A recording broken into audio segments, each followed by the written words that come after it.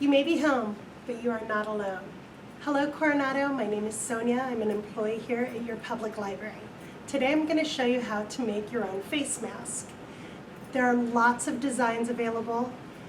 This is the one I find most comfortable to wear myself and for my family. You should be able to find a link to print out this pattern. It's a PDF, print it out. And there are 3 sizes available: small, medium, and large. You can see right here when you print it out, it says pattern does not include seam allowance. So what I've done is I've cut out the large size for most adults, and I use a 3/8 seam allowance. So this is cut, and then the 3/8 would obviously be within this shape. You can use fabric, cotton fabric that you have at home. You can use an old pillowcase or sheets. You can use an old dress shirt. If you're buying fabric at the store, you can buy something called a fat quarter, which is 1/4 yard of fabric, and that should make at least 4 masks from that if you place these in order to cut them out. You're going to want to have the side that you want out is called the right side. And you're going to want your right sides facing and your wrong side, the side that you won't see, on the outside. And you will want 2 sets of them, 2 sets of 2 layers. Once you have those cut out, place it on your sewing machine. You can sew by hand. It'll take longer, but it can be done. And you sew.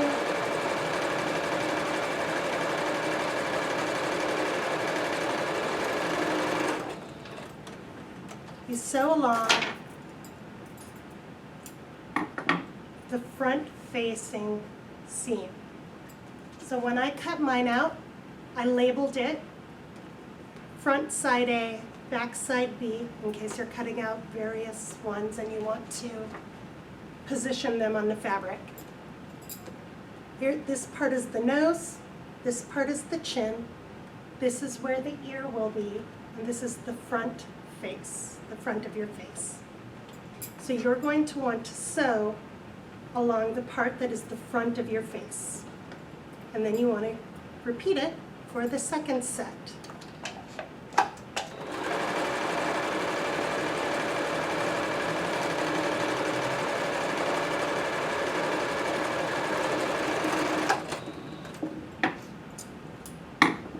So now you should have 2 that are both sewn along here. One of them should be turned inside out and placed within the other, so that again you have the right sides facing, usually the colorful side facing each other. You can line this up. They should be matching shapes. I like to cut them out all together so that I'll have 4 layers of the same shape. At this point, you can pin it to make it easier so it doesn't move around when you sew it. Once you have them lined up with the right sides facing, like this, I like to use 6 pins, so 1 at each corner.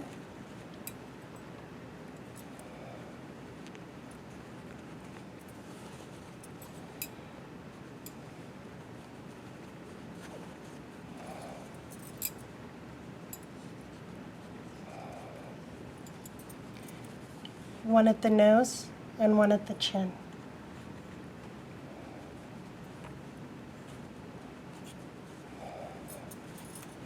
Also, if you make sure the seams are laying the same way, I think you'll come out with a nicer finished product.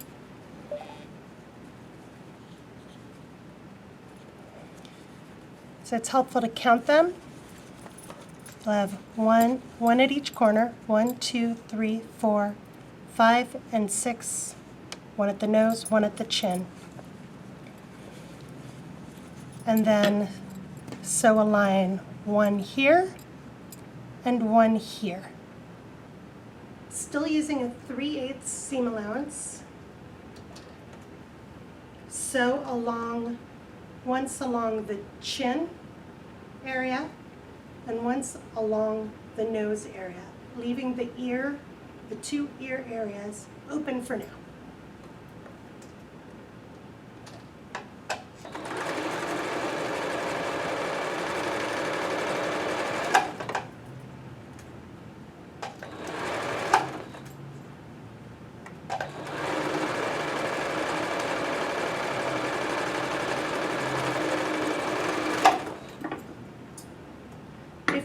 First one you're making and your machine allows for it, you might want to slow down the stitch.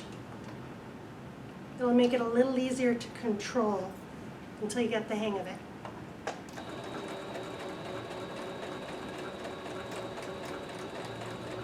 And that way, when you're going around these slight corners,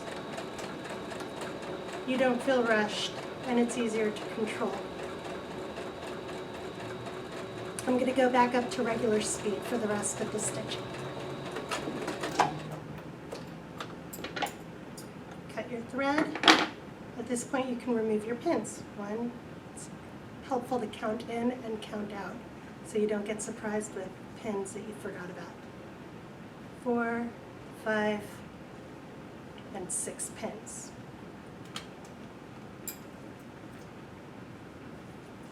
Now you can turn it inside out. And you can see it's already made pretty much your mask shape. At this point you should iron it so that the stitched side, so that the seams are laying flat. I have done it for this mask. You can see that it's ironed so that each piece is flat. And at this point, you can put a piece of wire in the nose area in order to form it to your nose to make just a slightly tighter seal. What I usually do for that is I take a piece of duct tape at about 4 inches long, and then I tear that in half.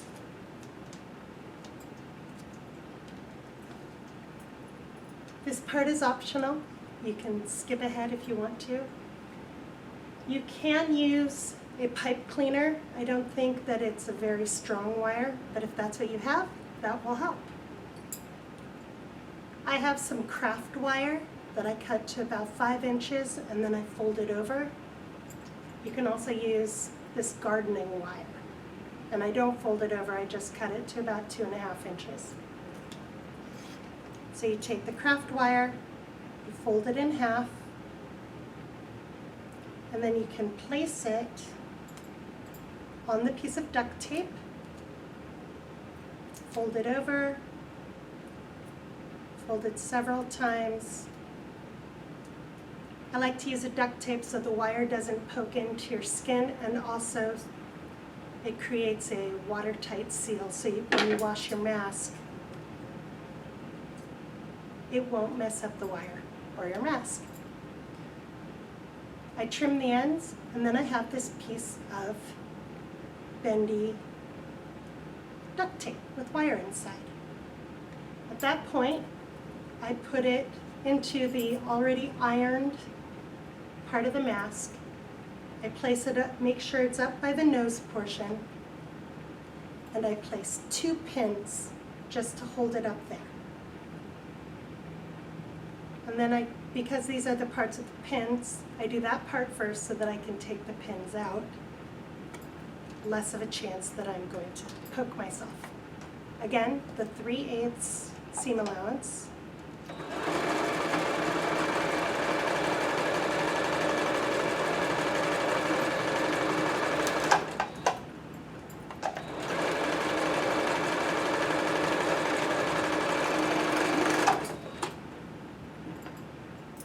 then I take the pins out. You don't use any wire for the bottom portion. So at this point you can just sew again right along this edge.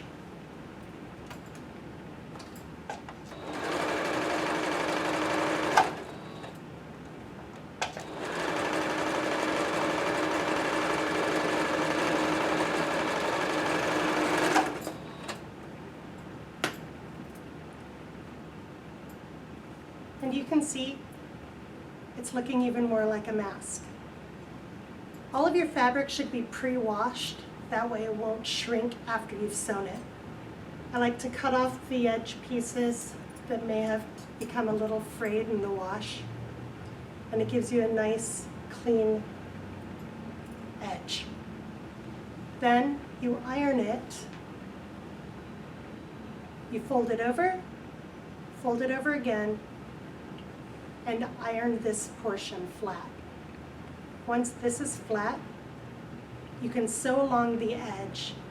I use a straight stitch, but if you're uncomfortable with making a very close line, you can use a zigzag stitch just to make sure that you can cover this as well as the main body of the mask. So you want to sew this here while still leaving a tube at the end.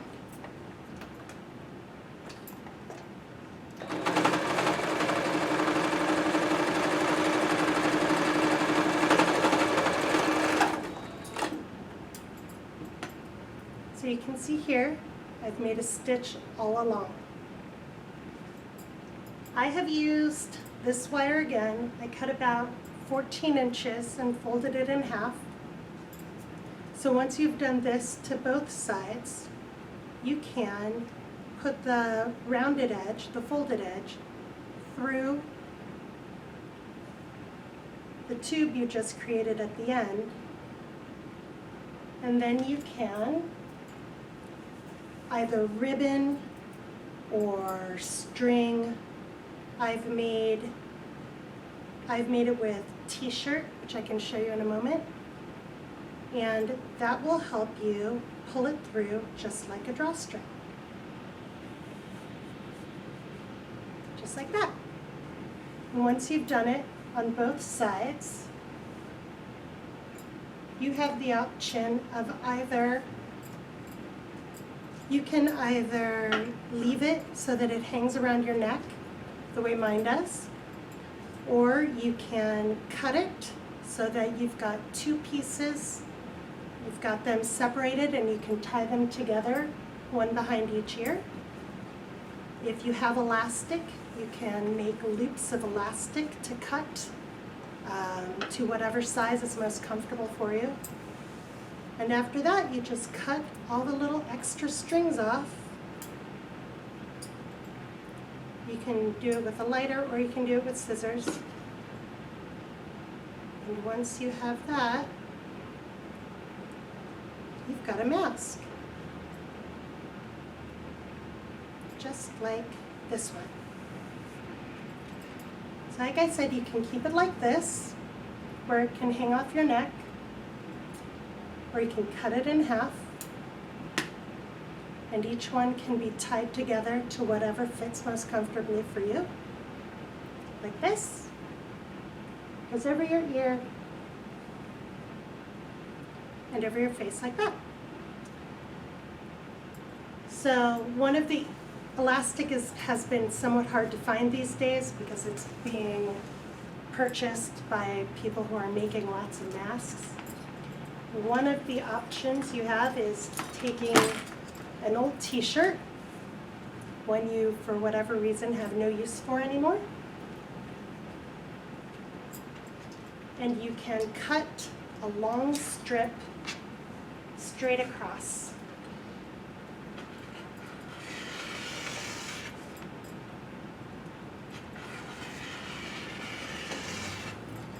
As long as you are going across the t-shirt, it will make very convenient straps. You pull it and it curls in on itself.